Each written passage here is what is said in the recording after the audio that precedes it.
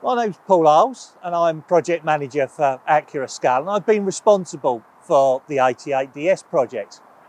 Now, having gone to the trouble of producing an exclusive edition based on the Tarmac shunter at Hayes, we've been invited here today to Washwood Heath in Birmingham by the people that we've dealt with at Tarmac to have a look at their operations and to see how they can compare to 1960s, 1970s operations in Hayes.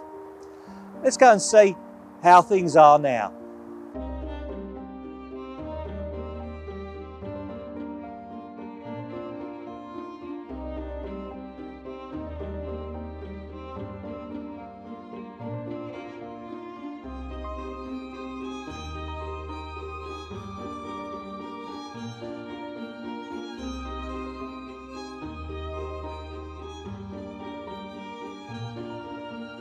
So how do you sum up the operation here at Washwood?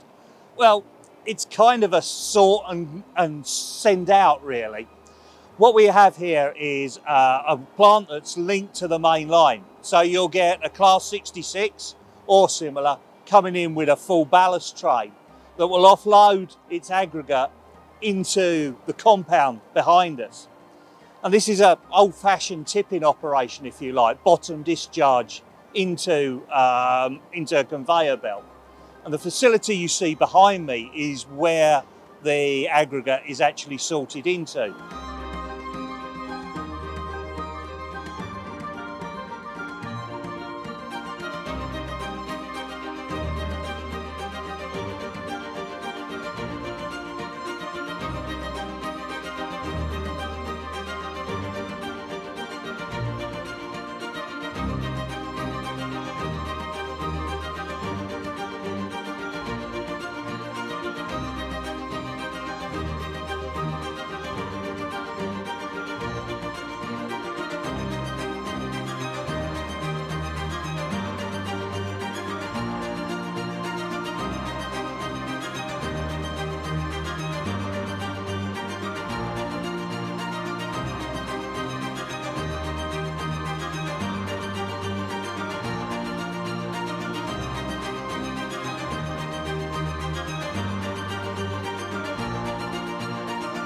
Over here to my left-hand side, we've got the sorting bins, and this is where aggregate will be sent out to the various construction places in the local area.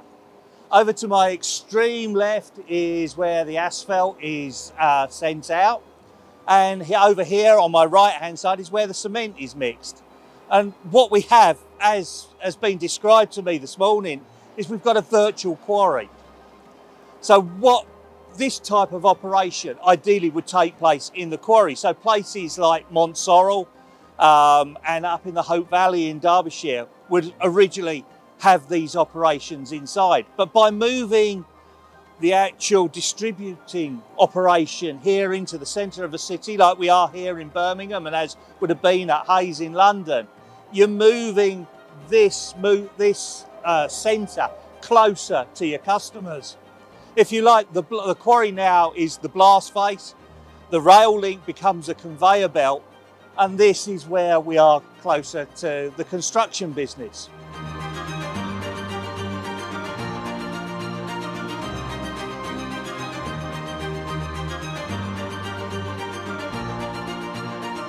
So that's how the modern facility works. But how would our model have fitted into this at Hayes? Well, its operation is fairly similar, but it was a case of exchange sidings at that point. So the stone train would have come in and would have then been exchanged into internal wagon shunting. And that's what the Ruston would have been used, moving the aggregate around in a 16-tonne or 21-tonne hopper internally and then graded from there. So this operation is almost like having a tabletop railway, model railway. It's very modelable. You've got shunting operations with 66 bringing stone and aggregate trains in. You've then got shunting, and not so much in the modern period, but certainly if you're modelling back into 60s, 70s, something like this would make a great layout, especially in O-gauge, because you've got a restricted space available.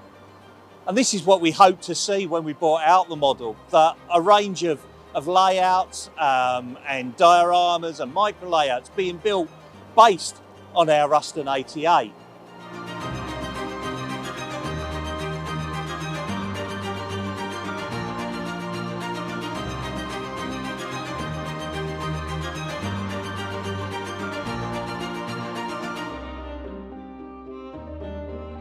So that's it, all done and dusted here at Washwood Heath. It's been a fascinating morning, and the lads and lasses here at Tarmac have really looked after us.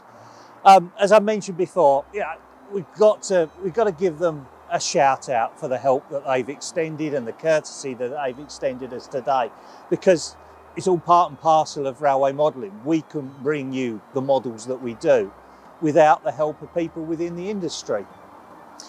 Now, this has given you an overview of what stone operations and ballast and aggregate does on the railway, and if that's inspired you to build up a micro layout based on our 88DS, then they're either available to purchase now on our website, you'll see the link down below and the price, or at any of our retailers.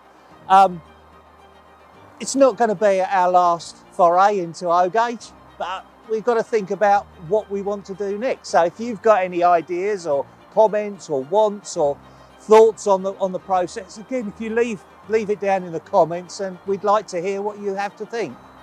For now though, it's me, it's Paul Isles, and it's goodbye. Thank you.